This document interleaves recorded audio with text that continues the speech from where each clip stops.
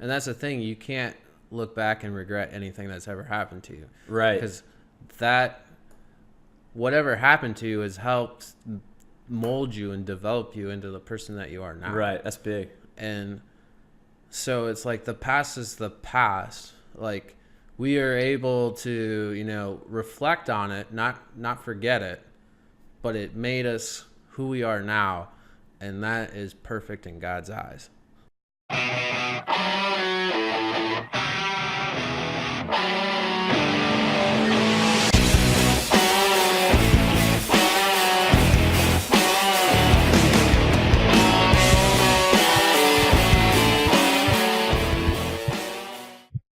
Well, we'll get started. Welcome to the show, episode 15, Generation Giants podcast. Glad to be here. My name is Kyle Taylor. I get to interview one of my friends, Brent Jones, who is a youth leader at my church, Seacoast Church, the Mount Pleasant campus, the mothership. And your boys are 7th grade now, right? Eighth. They're 8th grade now. Yeah. Okay, officially as of Yesterday. 2 days ago, 8th grade. Yeah, so you are a volunteer youth leader at Seacoast Church. And professionally, you work for SPAWAR. You are a graduate of Virginia Tech or University of Virginia. I don't want to get it wrong. I know you're already shaking your head. UVA. Virginia. Awesome. Yeah. Of UVA. I know. I can't screw that one up, right? That's like, did you go to Chapel Hill or did you go to Duke? It's like, don't want to screw that up with people. Yeah. So UVA, and you wrestled lettered 4 years? Yeah. Well, I was technically there 5, so I redshirted 1 year. Okay. But I started right away, and then I coached there for a year. Yeah, wrestling's tough. I never did wrestling. The wrestling coach in my high school, because I'm kind of somewhat built, I'm kind of stout, and I think there's weight classes, right? There's weight classes in wrestling. So anytime there's weight classes, I have a chance to excel. If it's just raw, battle me against whoever. I'm not a heavy athlete, so it kind of evens the playing field. It helps even the playing field for sure. But the only time I really wrestled was at the Citadel. There was intramurals, and I tried intramural wrestling, and I think I won maybe one quick match deal. I don't even know how it was coordinated, but I ended up having to face like a state champion from Florida. Yeah. at the Citadel, which is military college. So already a lot of guys are alpha males. Yeah. And this was a really good dude, super awesome guy. And but he probably had maybe 15 pounds on me or so of raw muscle. And and we only wrestled maybe 30 seconds. It was probably a minute, but I probably stole the first 30, trying to avoid them. And but I was sore the whole next day wrestling, like my whole body. It was, and I was in pretty decent shape, but wrestling shape I think is like a whole nother kind of shape. It's said to be the hardest, and that's like been scientifically backed. And I mean, you find muscles that you didn't think you had. Yeah. You'll be there. Yeah. Yeah. I see that. So, but back to answer your question. So, I got sick and had basically 2 months of going to 6 different doctors to find out what was wrong, and when you're training at that level, you train 3 times a week or 3 times a day almost. Yeah. All the time. So you can't hold a job. And back then there was no insurance. I think they just extended it to 27 or whatever. But and when you say back then, this is after college. Is this when you're training at the Olympic Training Center? Yeah, well, all after college. So like this is 2000, I would say. So I got my master's in 2010, and then I coached for a year. But when it comes to insurance, they didn't extend it. I had to get my own insurance in college, because I think it was 23 was the cutoff then, and then they extended it to 26 or 27. Yeah, I think it's 20.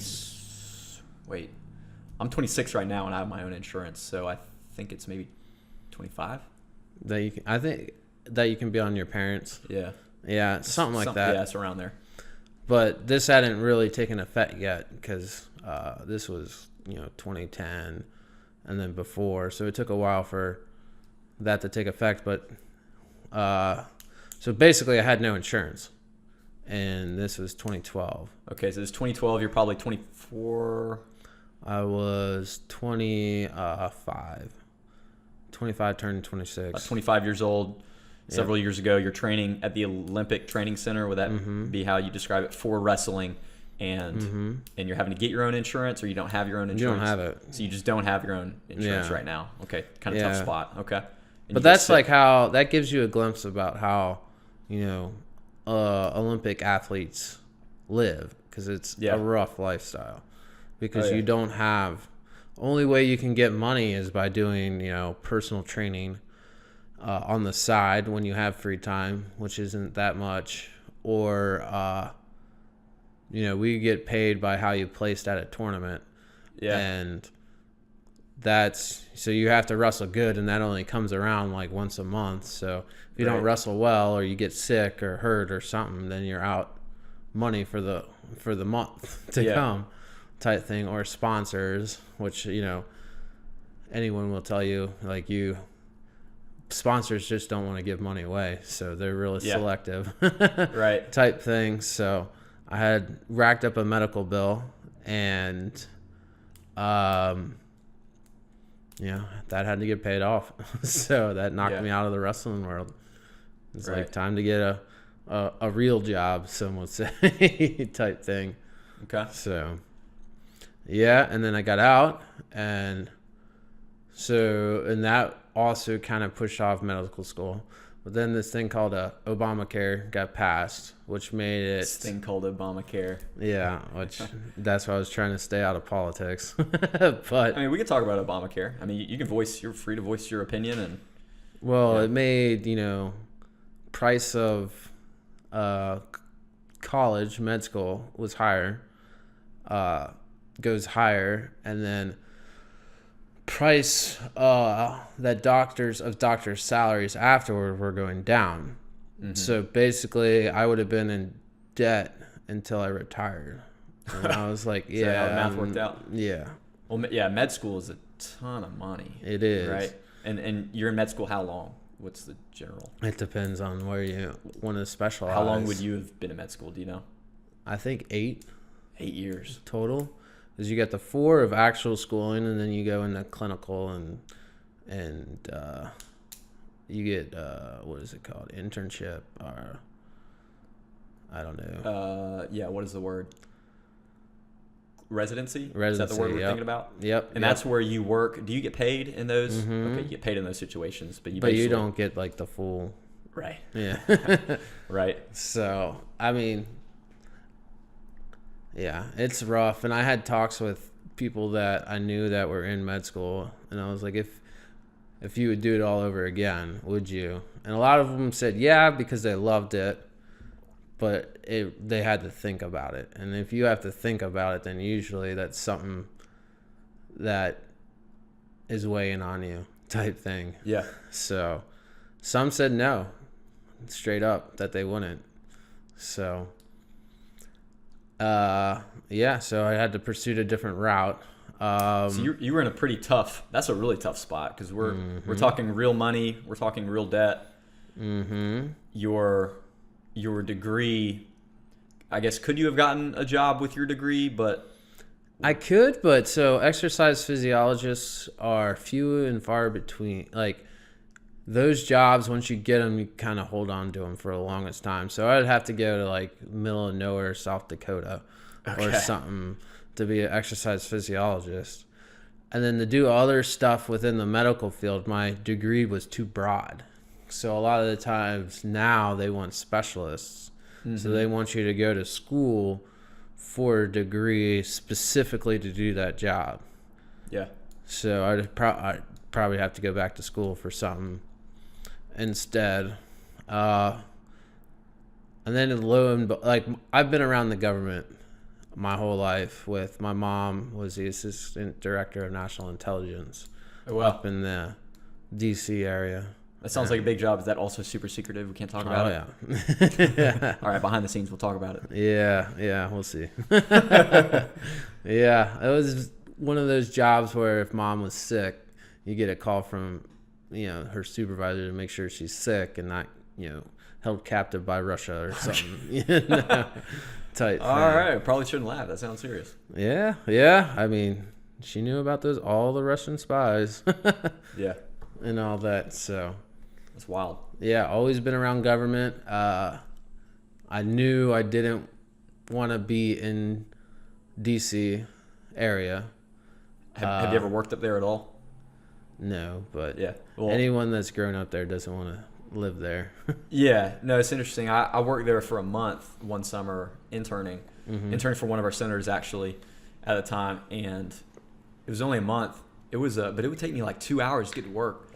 They have the metro system, and I'd have to drive to the metro stop. It'd be about 15 minutes, and then I'd bounce 3 different train lines to get to work, and I have to walk to work, and it was super hot actually. I thought it'd be a little cooler being rather up north from Charleston. It's cooler here than there because we have the ocean. That we get the wind off the ocean. Yeah. Up there, it's just straight humidity. It's just pavement and heat everywhere. But yeah, it was. I mean, it was neat, but it definitely wouldn't be something I'd want to do. No, yeah. It's funny because if you didn't grow up there, you want in. If you grew up there, you want out. Yeah. It's very simple. But yeah, I mean, and I was dating someone really seriously, and it was everyone, both families, Christian, expecting marriage, broke up with that at the same time, Oh, wow. So just had my Olympic dream fall apart that I was chasing. A couple months later, found out the person I beat, both people I beat, took won the gold and silver, which in America would make you a millionaire. So, oh man. So hang on. So the people that you would have ranked higher on the team, basically? People that I've beat around the world. People that you've beat in sanctioned matches or just training? Yeah. Mm-hmm. Both. On the U.S. Olympic team or on some other team? Yeah. We're talking about just world championships, Olympic championships. Yeah. So when you were training, I guess you also competed in some tournaments? Mm-hmm. Okay. Mm-hmm. So it wasn't just training. You actually got to compete. Yeah, you represented the country. I wrestled in a world championships. Yeah. A lot of the when you get to that level, a lot of the training is international. So, oh, wow. Okay. Yeah. You're competing against people from other countries all the time. Okay. Yeah. Because I'm trying to picture it because I never wrestled. So in my mind, I'm just seeing you go to this building and you wrestle your teammates on like a daily basis, was that the case most days? It depends. So that was the luxury of the Olympic Training Center was you had, contingents from all over the world, different teams. Okay. Like, so you get like people like the Indian team or Cuban team or Russian team or Belarusian. They would come to the U.S. Olympic Training Center. And there's, correct me if I'm wrong, there's training centers more or less all over the U.S., or is there just one central wrestling? This is the Olympic Training Center. There's regional training centers that people pop up all the time. Okay. But this is the Olympic Training Center. So, and it's the main one in Colorado Springs. Colorado Springs. Yep. Gotcha. Yeah. Yep. I've seen and more or less heard about it just from podcasts and YouTube. Mostly I like to look up weightlifting videos just to see how the Olympic guys are doing it, cleaning, jerking, and snatching, seeing their techniques. So I'll have to see. I don't even know if there's wrestling ones on there. But regardless, so you're at this point that, again, it almost seems like your world's totally, kind of describe that. What was all going on there in your head? Well, it was incredibly disheartening when you're at, when you've had a goal or dream of something and you build and work so hard to, and then everything just gets taken away from you. It's like standing on a chair and then the legs just get swept out from underneath or the chair gets swept out from underneath you. Yeah. So it's a hard time. And people either you find out who you are, basically. It's like you either excel or you don't. Like you either wallow in self-pity and why is God doing this to me type thing, or you take the lesson that God's trying to give you Yeah. and run with it. And it humbles you real quick. Yeah. And that's where you start to, it's either your way or his way, and usually your way never works out. Yeah. So you start to see that, and you're like, God's plan for you, and that's where God's like, hey, wake up, see my plan, like follow my plan, it's gonna be okay. Yeah. Type thing. So That's really good. It's funny, and I felt like God was bringing me to Charleston. So my bags were already packed from Colorado, and I felt like he was calling me here. So that's why I came here. And it's funny because I had a friend from college that was here, and she asked me, like, how are you, like, taking this so well? And I was like, prefaced her before, and I was like, I'm going to get religious on you. And I was like, Yeah. I believe, God has a plan for me.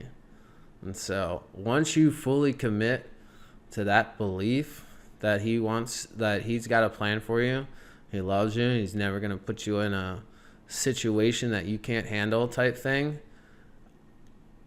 it's like taking all the weight off your shoulders type thing. Like a lot of things that I say in our adult small group is like, you get anchors and stuff. Like stress is an anchor, and trying to hold you down. Yeah. In other words. And depression is an anchor.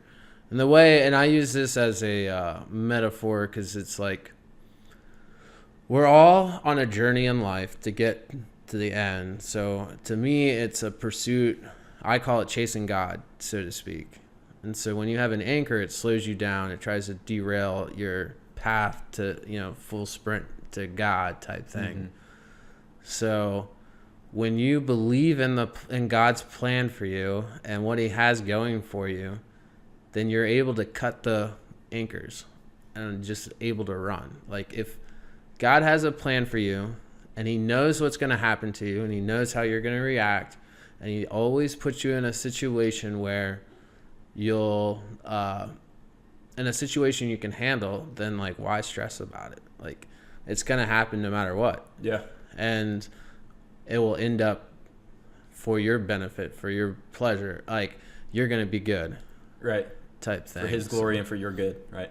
Exactly. Yeah. That's such a huge message, because as well for me, when I look back on, my experience growing up, I mean, sure, it was full of disappointment, it was full of almost depression, obviously pain. Everyone goes through experiences that don't feel good. They can become good. You can grow from them. But I definitely think back and think how, it's okay to feel disappointment and maybe even anger, sure. And all these sort of negative emotions. But I think back about how I wish I just had faith, a little bit more faith, that I wouldn't have dwelled on those negative emotions, because I firmly believe all the emotions we have can have their proper place and need to have their proper place. I don't think any emotion's inherently bad necessarily. No, nothing's bad. And it's like, and that's the thing, you can't look back and regret anything that's ever happened to you. Right. Because whatever happened to you has helped mold you and develop you into the person that you are now. Right. That's big. And so it's like the past is the past. Like we are able to, reflect on it, not forget it, but it made us who we are now. And that is perfect in God's eyes. Right. Still. So that's good.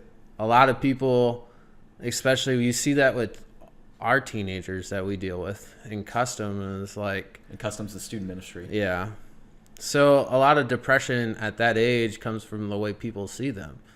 But you have to remember is God sees you perfectly and loves you and cares for you, and he knows that everything's going to be okay. So it's like you don't have to rely on others' vision of you, because the only one that matters is God. Yeah.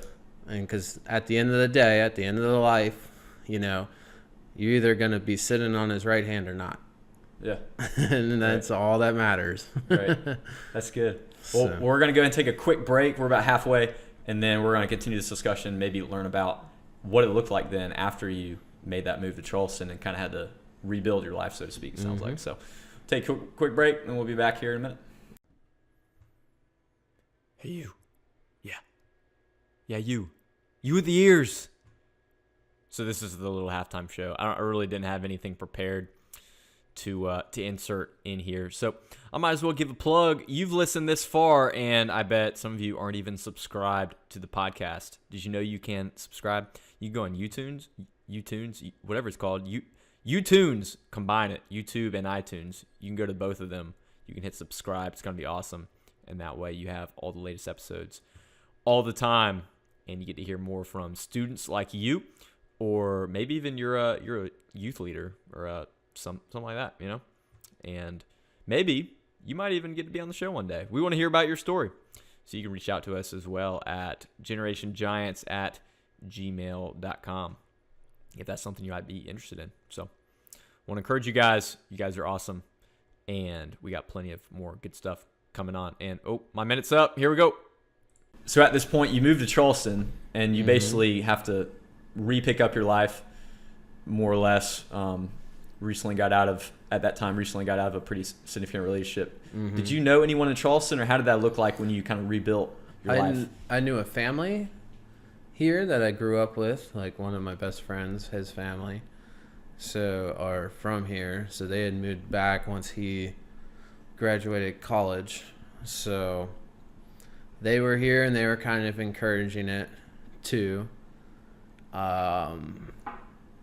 I knew a girl from college that was in my program, and then other wrestlers that I wrestled against. Gotcha. Who was here at the Citadel getting his MBA and coaching at the Citadel. Okay. And that's basically it. Not much after that. But took me 4 months to get my job. Wow. So I was bouncing from couch to couch here and there. Yeah. Contacting my future supervisor twice a week for 4 months to get the job. And so I was low on funds. And right. I had medical bills, heartbreak type thing. Yeah. Yeah. Bottom of the bottom, some would say. Yeah. So that's a very tough position to be in. It was every meaning of the word leap of faith is what it was. Yeah, I was gonna say, and regarding faith, I think people sometimes looking from the outside think, oh, it's amazing how much faith they have, which people of faith, you do have a lot of faith, but I imagine it wasn't necessarily just as easy as, oh, I have faith, it's gonna be awesome. Was it a little mixture of not sure how it's gonna work out, or how'd you cling to that faith? It's a tough question.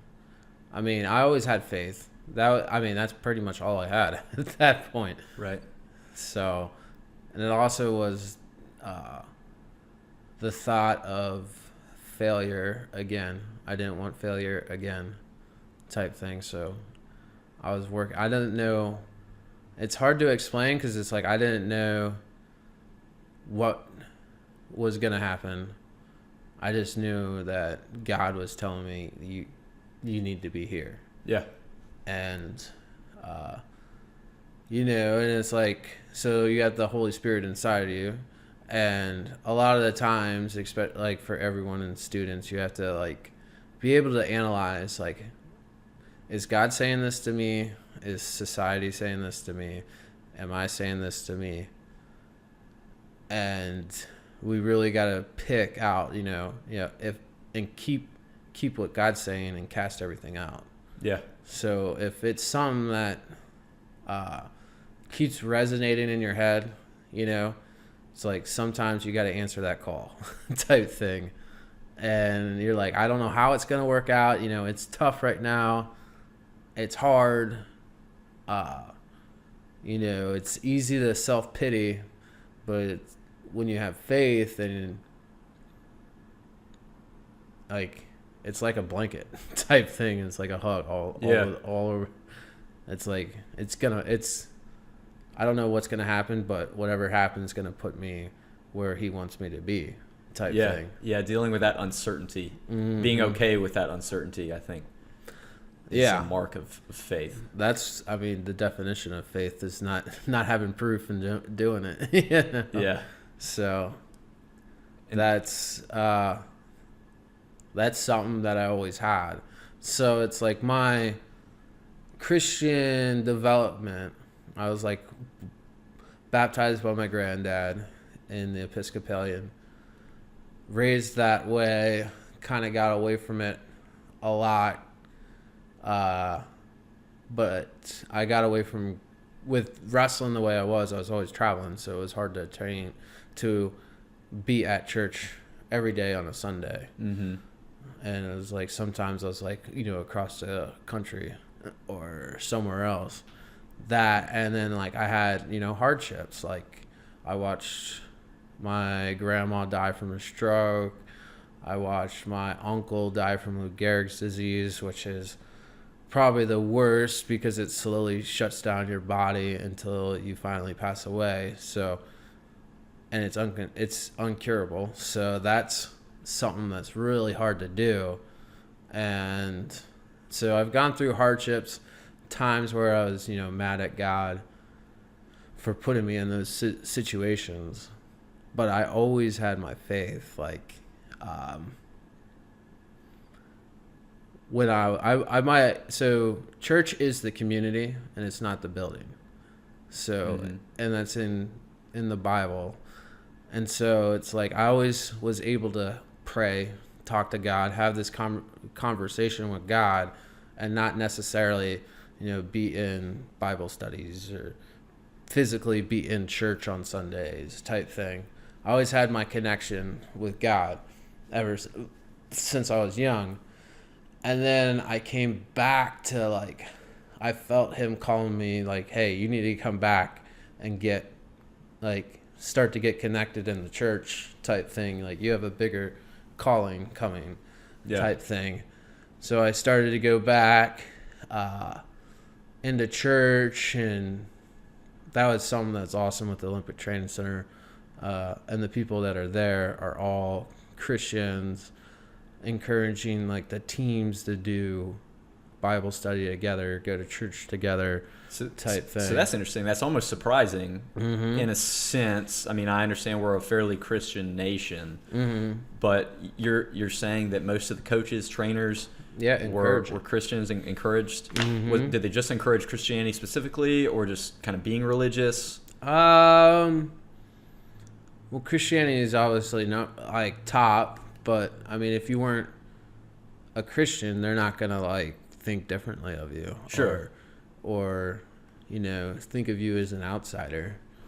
But they would, God calls us to be disciples and make disciples. So that's how they were looking at it. It was like they were using their platform to make disciples. So a lot of the coaches and trainers were, in other words. Okay. Wow. Like some of them would lead, a lot of them would lead Bible studies and stuff like that. And so it's like all you had to do was show up. That's it. Yeah, I guess they recognized that it was difficult to attend a church as an Olympic athlete. I'm assuming it was. At times, yeah. So, but I mean, we all need to have Bible studies and stuff like that. So even if you do attend church, it's like there's a difference between acting church and playing church.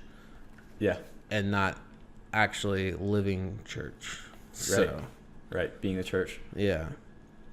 So, yeah. So I started to see, like, with my time with God, I started to see the lessons that he wrote in the Bible acted out through my life. Yeah. And it was like, so coming back and seeing all that, it was like mind blowing. It was like, whoa. And it was like, I actually experienced this.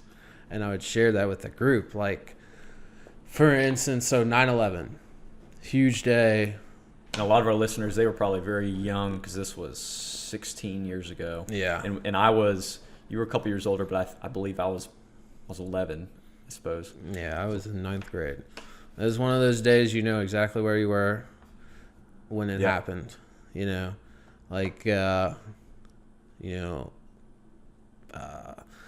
the older generations, like Challenger explosion. You know, it's just I don't know for this generation would be a me moment. Where was I? I think 9/11 was definitely the biggest terrorist attack, at least here in America. There could be some attacks that haven't even been covered in other countries. In other countries, I don't want to discount the attacks that have happened in the last few years. I know they are devastating to families and people in other countries. We even had one in Spain recently. Yeah. I think 13, Friday. I think, were killed with the vehicle going Yeah. through the sidewalk. But yeah, 9/11, I was, I distinctly remember hearing about it. I think we heard about it later in the day because I was younger. And we were just told, like, school's canceled tomorrow or the rest of the week or something because a lot of people were just killed. And I remember thinking, well, people die every day. I don't fully understand or comprehend what happened. And then I remember seeing the videos of people just leaping out of the building to escape the fire, which still, like, kind of hits me, you know, that people are that desperate to get away from it. They leaped out of a 100-story building. Yeah, and it was the first attack on American soil. Yeah, and at least a long time. Ever. Because the... or a terrorist attack in that way, I suppose. That, and then, well, so look at, especially now, I look at, you know, terrorists as a military organization. So it's like the only other attack we had was Pearl Harbor. But that wasn't the continental U.S. Like, the continental U.S. has been solid, except, you know... Yeah. All the way back to the colonial times type thing. Yeah. So, I mean, that was a huge time for us to where it's like, hey, it's awakening time, you know, you might think you're okay, but you can be attacked at any time, like type thing. So you go back to that. And so a lot of people just think of the Twin Towers, but there was also 2 other planes. Right. Pentagon, right? The Pentagon, and that's what I'm getting at. So I always made fun of, or I would always poke fun of my mom for being late, and it always drove me nuts. And it killed me to be late, for her to be late. But she had a meeting at that same time on that side of the Pentagon that got hit, and she was late. So that saved my mom's life. Wow. So if you think about it, you know, that shows you God's plan. Like being late to be part of God's plan. Yep. God made my mom show up like late always as a quality. That's just something she is. You and my it your mom her and I life. would get along well then. Oh, of course. my high school superlative was most likely to be tardy for graduation. There you go, everybody. And then I went to a military college. Yep. Still haven't fixed it anyway. Yeah. But it was like, so little examples like that show you, you know, God's plan. Right. So when you see it acted out in your life, it's easier to, you know, hold on to that faith that, you know, God's plan will work out. Right. Type thing. And you always see it when it either goes positive or negative. If you go negative, then you go down a path that is ultimately bringing you to death. You know, it's like, so you got to take a positive mind frame to it and make something out of it. Because if you really look about it, and students, if you think back at times that have allowed you to grow, it always happens in times where you're uncomfortable or times of hardship. That what shapes you. Like, you can think back to something, like a time where someone said something to you that affected you so much, and you changed, type thing. Yeah, and that's a huge point. Do you have any 1 or 2 examples growing up that still stick with you of times of hardship? Well, like I said earlier, watching my grandma die And was you were how tough. I was 17. Okay. I think, about. Yeah. Or 18. But basically what happened was I was also an All-American in football in high school. Oh, wow. As what And, position? defensive end. Gotcha. So after a game, like we usually go out for dinner with the team type thing and just hang out. And my parents said, no, you can't go out. And I was like, what? Like, what'd I do? Type thing, you know? Right. And I had to go to the hospital with my grandma type thing. And then like see just the way my granddad handled it. You know, I had to drive him home and he acted like everything was okay to her to make her pain seem less. So I was very blessed to have good, you know, men in my life that were examples and stuff like that. Yeah. So like that, you know, I was also for wrestling, you know, I was kind of the chubby guy, the chubby kid that ran around but would throw you on your head type thing. So I was always made fun of for being chubby, and then I ended up, you know, when in college I was pretty stacked. and that all changed. So there's a lot of I want to prove them wrong type thing. Yeah. You know, and a lot of these students I can imagine can relate to wanting to prove people wrong. So that was another thing that came into like the decision down here that helped with faith was like, because when you take a leap of faith like that, people are like, you're crazy. What are you doing? You know, why don't you stay at home back in DC where you could easily get a job through your parents and live at your parents and take the easy way. Right? Yeah. It's like, but no, it's like, I want to do it. Like, I feel I was very strongly, I always feel like I was being called here. Yeah. And I was like, I want to do it on my own because you value things more that you do on your own. Right. Had to earn it. Yeah. So it's like an example for students. So it's like if your parents gave you a car, then you don't take as good a care of it, and you know that's true. So yeah, absolutely. It's like if you get in a wreck, you're upset that you got in a wreck, and you're like, Mom and Dad are gonna kill me, but you know that they're gonna take care of it for you and get you a new car. But when you get older and you buy a car for yourself out of your money that you've worked hard for, then you're like, you see people like watching it like every day and making sure people don't park like within a 10 feet radius type thing. But so that's just an example of like when you do something on your own and you get skin in the game, like you value it a lot more. So yeah, and that's a mark of just becoming an adult, I think. And I think the whole adult thing, it's kind of funny. Like we're adults. We've been adults for a while, especially in the legal way. It's just kind of funny your impression of what an adult is. Like it's not necessarily like having a family. It's not necessarily even owning a home or anything.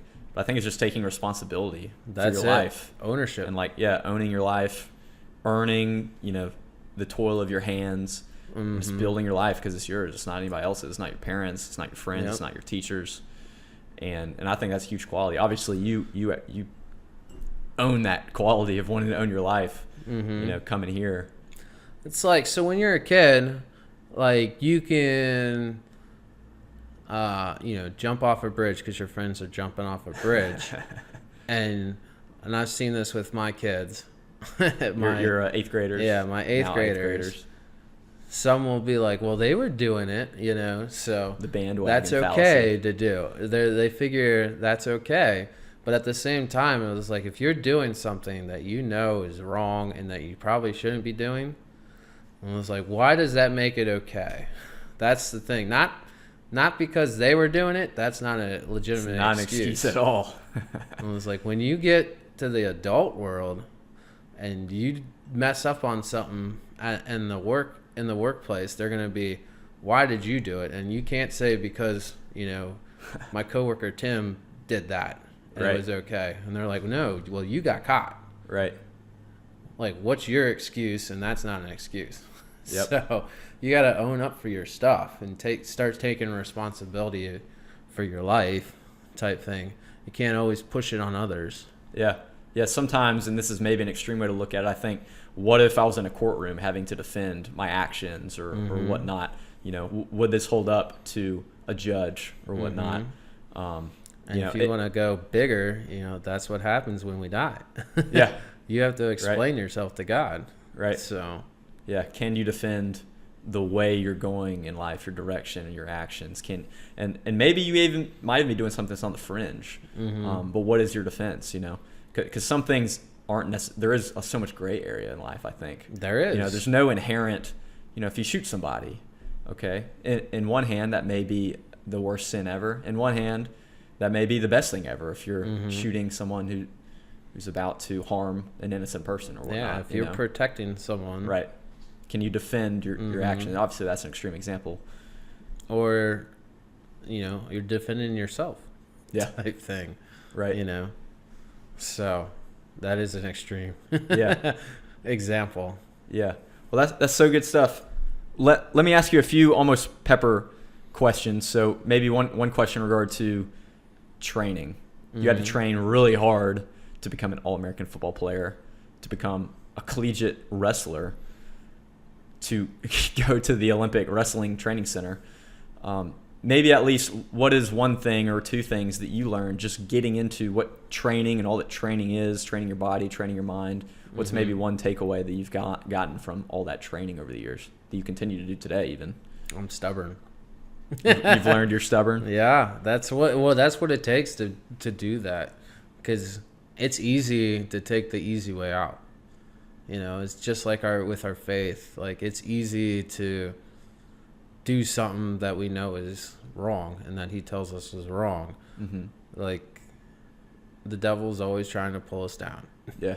And it's easy to give in to temptation, but you have to be stubborn. And it's like, no, God has a plan for me. I have to do this type thing. Yeah. And so it's determination, stubborn, if you would say. Right. It's kind of different words, almost same meaning. Yeah. Driven, all that. You have to be all those things to get to that. To any higher level, you have to be, in anything, you have to be all those things. Yeah. So, what were some things you would tell yourself? Because I imagine there were plenty of days where you just felt tired, didn't want to go train. What'd you tell yourself? That you had to. No option. If you weren't doing it, someone else was. Yeah. Like, talent. What's the saying? Talent doesn't beat hard work, or hard work beats talent when talent doesn't want to do hard work.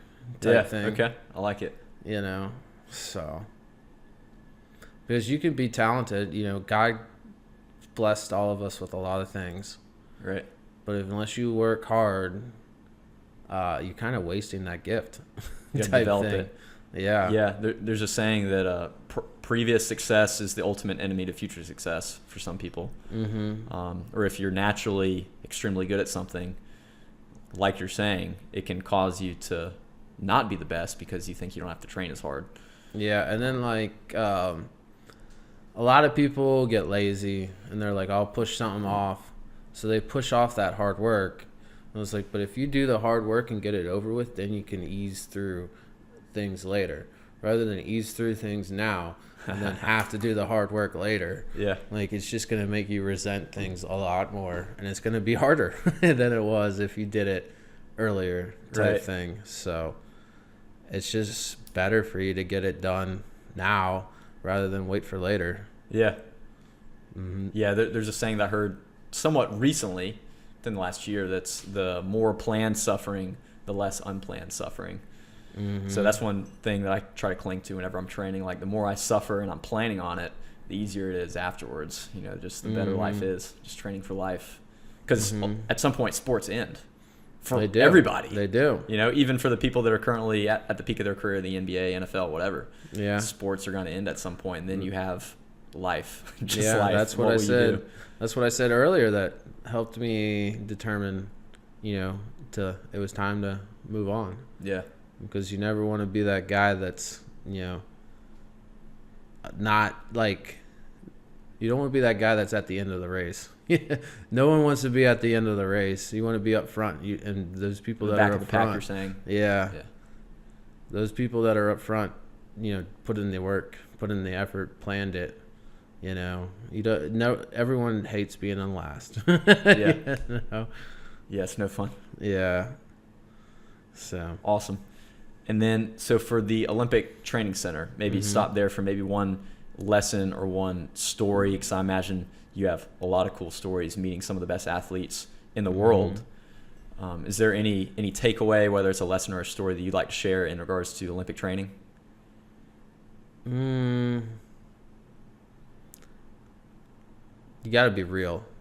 So that's one thing I learned, because I've met some of the athletes, and a lot of the athletes are portrayed in the media as like, huge heroes and amazing people. But when it comes down to it, it's like what happens off the camera speaks more volumes, Right. So it's like, when you're out of the limelight, who are you?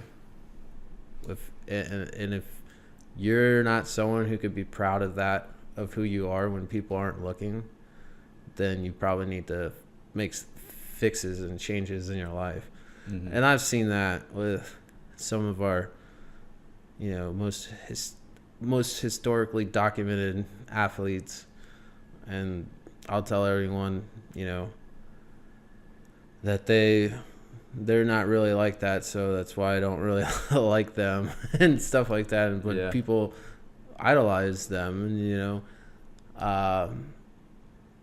just gotta be weary of what you're doing off camera. That's why in today's society you always hear about when an athlete does something wrong, because people are watching you more, because you're in that limelight. So it's like, you always got to be careful, like what's going on right now with Ezekiel Elliott, hitting a girl. Now he's suspended 6 games. So that tarnishes your career and everything. And it's like, I bet he wasn't, he didn't care. I bet he didn't care at the time, but now he cares. So you always care more after you get caught. Yeah, for sure. Yep. So it's just like, God's always watching too. So just because you're not at church, you're not doing you're not where you're supposed to be, doesn't mean that you can, stray away from doing what you need to do, type thing. So other than that, it was an amazing time. Like, it's incredible to live out there and be with all these athletes and make friends, and then go on to see them, accomplish amazing things at the Olympics. And just see them achieve their goals and their dreams. That's something too that you can take away, because it's like, it also gives you the bragging rights. Hey, that's my friend. Yeah, heck yeah. Type thing. It is cool when you know people that are doing big things. It is, and you get to represent your country. I mean, yeah, absolutely. For us patriotic Southerners down here, not just Southerners, but a lot of people in the South are quite patriotic. Yeah, I mean, military, working with the military. Yeah, it's all patriotic. Like, I love this country, and you get to represent it. Like, you're the one. Yeah, it's great. And then you get to do that all the time when you're training on that level and competing on that level. Like, I have the Olympic singlets, and singlets are what you wear when you're wrestling, for those that didn't know. But to see, like, Jones written right next to USA, like above USA, it's awesome. Man. Yeah, it does sound awesome. Yeah, I'd love to see, I think every athlete would love to see their name like that. It definitely sounds like a dream come true. Yeah, and it's like a big family out there. All the sports, you all represent the same. You're all on the same team. Yeah. Yeah, that's awesome. So maybe last 2 questions. Then, if let's say there's a wrestling athlete out there that wants to compete on a collegiate level, or wants to even make it to the Olympics one day, maybe that's also their dream. Do you have any word of encouragement on how to pursue that dream? Work hard. Like, work never ends. So, like, there is no off season. It's just like your faith. Like, you got to have faith, and you got to work hard and train hard, and, you know, pursue all angles. Like, God has blessed us with so many opportunities and so many things that will come into our life, and he wants to see us happy. Like, don't turn down the opportunity that he's presented you. Like, you just, it's gonna be worth it in the end. Like, you might want to go hang out with friends rather than go to a practice in the summer, but that practice in the summer is gonna help you exceed during the winter type thing, and it's gonna make you better. And then when you get better, you'll even get more friends. Like, usually that happens. Train hard, it will bring you friends. It does. Once you exceed it, everyone likes a winner. It's true. Sure. It's like everyone likes a winner, but you can't let that you also can't let that get to your head, because you need to be humble. You got to stay humble. Yeah. It's like, and people are always going to tear you down for when you do get up there. There's always somebody. They're going to want to see you fail. I mean, look at Tim Tebow. It's like, that dude exceeds at almost everything he does. He's pursuing a second dream in baseball. Dude, he's just a stellar human being. You know? I don't understand why he even has any haters. You know? Well, it's because he's open about God. Yeah, I mean, I kind of understand why. Like, I kind of get it, sort of, but I don't get it at the same time. You know he's awesome. Yeah, he's great, and people are like, oh well, they talk about he's a virgin type thing, right. And that's not a bad thing. He's pure. I mean, it's kind of a non-related thing to like most things in life anyway. And if you're a dude, why do you even care? Yeah, and it's like, and that's like, so they develop things like, that's cool, so it's like all these stereotypes, like smoking. They used to say smoking was cool, so why aren't you doing it? Like, you don't have to. That's wrong. You're wrong. Kind of gives you cancer. And it kills you. And that's like what we were talking about earlier, when it's wrong, but you still do it because others do it. Yeah, type thing. So, but no, it sets him up. I can guarantee, like, the way he's living life is he's actually bringing a lot of people to think about God, because he just keeps accomplishing stuff, and all he talks about is his faith. Yeah. So it's like, well, maybe I'll have to check out, this whole faith thing. If it's working for him, why can't it work for me? Yeah. Type thing. So, he is bringing media and attention and putting God in the media. So, and it's great. Yeah. But a lot of people, the devil's always going to try and tear you down. Right. No matter what. Who you are. Doesn't matter. Even if you're at the bottom, he's going to keep you there. Yeah. So, like, you got to just put that aside and keep working. Like, be stubborn. Be stubborn. Do it. Yeah. Like, right. Absolutely. Stick to what you know is right. Be stubborn in that way. Yeah. I like it. Well, then, as maybe a final thought, if there was maybe one belief, and maybe you've already touched on it, if so, you can reiterate it. But if there's one belief or value that you would want to share with the audience, whether it's your 8th grade boys listening or simply people in high school or even older, what would that idea or belief be? His will over your will. So that's something that, you've kind of gotten the gist from all this. All I've been talking about is like, my will is to be an Olympic champion, and his will was different. And like, so that's like a constant battle, no matter what your age is, that you're always in, was like, well, I want this, but it's like, he actually wants you to do something different, and it's okay. Like, you have to be able to humble yourself first and foremost. Like, you can't expect others to help you, or humble yourself, you have to look inward first. That's the thing. There's, especially in today's society, like last weekend's stuff that happened up in Charlottesville, all the hate and, you know, the races, and you see like race baiting and all this hate, but it was like hate comes from like pain, you know. Someone's gone through pain and they're trying to project it on someone else, but you can't do that. You got to look inward. Like look inward first and try and make a change. Don't look outward. So it's all about your will, or his will over your will. But even at a young age, you're going to think it's all what I want to do. Yeah. Type thing. But it's not. It's not. And it's okay, because it's like, look where my life went. Like, I was chasing what my will was supposed to be, and he said it's time to make a change. And you know, it sometimes takes you going to the bottom of the bottom to realize that. And it sucks. But if you're always living for his will, then it's okay. Like, you know what's coming.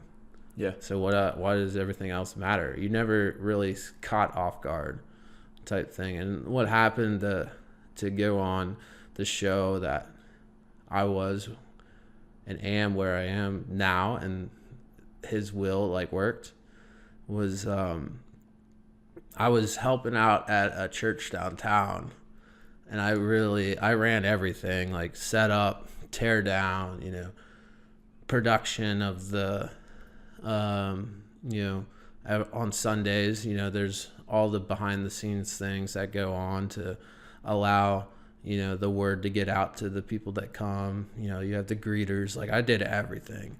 And I had the chance. I had some Citadel cadets that were there helping out. And we had downtime before, you know, this church service happened. So I just told my story like I just told you guys.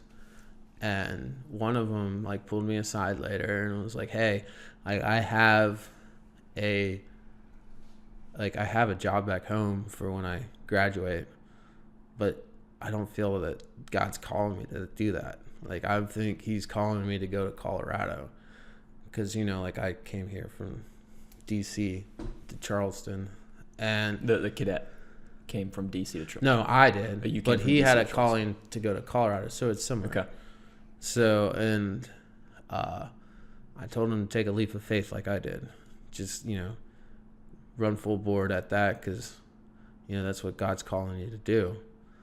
And he's like, well, I don't know how to do it, because there's like a retreat place out there. It's like a ranch where, you know, pastors from all around the world come to like get away. And I was in Colorado, and he's like, I that's where I wanted to be. And I was like, well, you know, send the guy an email that owns it, type thing. I'll help you. I'll proofread it, and I'll help you. Just send it an email. I was like, what bad can come from that, you know? And he's like, okay. So he did.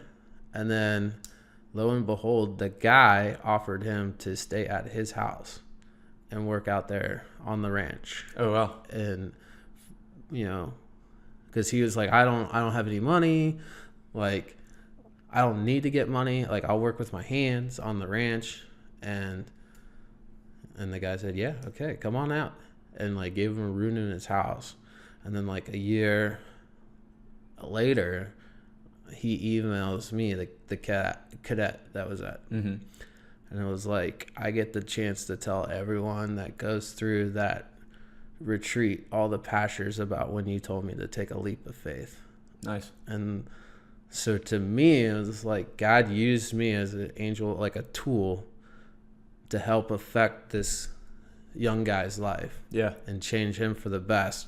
And now he's at a retreat that affects pastors from all around the world. So it's like his word is now getting spread all around the world. So it's like, if I didn't take a leap of faith in the first place, rather than if I would have, you know, got upset and angry at God for not accomplishing my Olympic dream. Yeah. And not take that leap of faith to be like, hey, like, I'm your child. Like, show me the way. If I didn't do that, then this guy wouldn't be in Colorado and his message, like, being able to go around the world. Like, yeah. It's always about the bigger picture. It's not about you. Right. That's awesome. Yeah. That's where we'll probably have to end it. I love that. Yeah. Anytime you do a big action like that, it just exponentially grows, compounds in ways that you never even fully know. Mm-hmm. So that's awesome, man. Well, in 30 seconds or less, shout outs. You got anybody you want to shout out? Family, friends? I don't know. Matt, Wes, Mom, Jones family in general. Yeah. All the people that helped me out along the way is like, you got thank your coaches. I have so many coaches. Thank your coaches. Yeah, absolutely. Your teachers, everyone that helped mold you into who you are. So there's too many to name. Yeah. Awesome. Yeah. Well, where can people find you if you want to be followed or found online? Do you have any social media handles you want to spread? I'm not really big in the. I keep that stuff pretty private, but yeah, I mean, I'm on Facebook. I'm on Instagram. I'm not on Twitter because I think that's like stalker-ish. Yeah. So cool. So you're on Facebook and Instagram, in other words. Yeah, pretty much it. If you really want to find me, come to church. That's right. Come to Seacoast, Mount Pleasant, Charleston, South Carolina. Yep. Awesome, man. Well, that's all the time we have for today. Thank you, man, for joining me. It's been awesome. No problem. Love it. I'm sure some students and some people listening will resonate with your story, so I'm excited about it. We were meant to live for so much more. Have we lost our sight?